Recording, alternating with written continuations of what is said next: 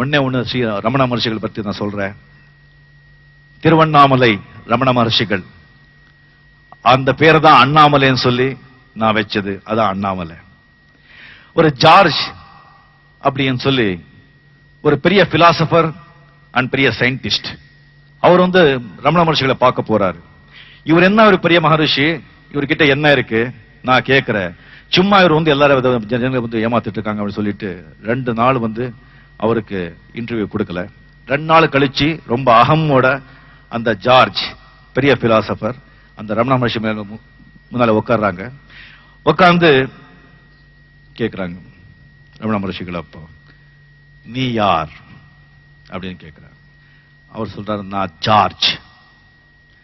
ஜார்ஜ்ங்கிறது உன்னுடைய பேரு, நீ யார்? அவரு, நான் இந்த மாதிரி அமெரிக்கால இருந்து வர்ற ஜார்ஜ். அமெரிக்கா நீ இருக்கிற இடம், நீ யார்? நானு அப்படின்னு சொல்றேன்.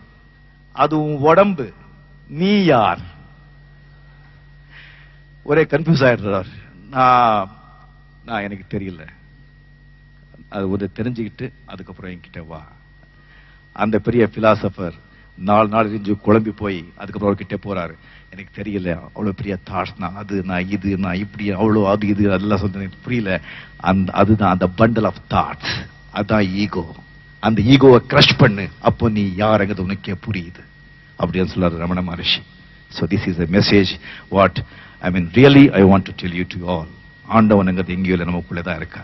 இந்த நான் இப்படி, நான் அப்படி, இவ்வளவு பணம், பொண்டாட்டி, பந்தம், சொந்தம், அது இது, அப்படி செய்யணும் நான் ஆசைகள் எல்லாம் வச்சுட்டு அந்த நிம்மதியவே இருக்க முடியாதுங்க. When ambition ends, then only peace begins.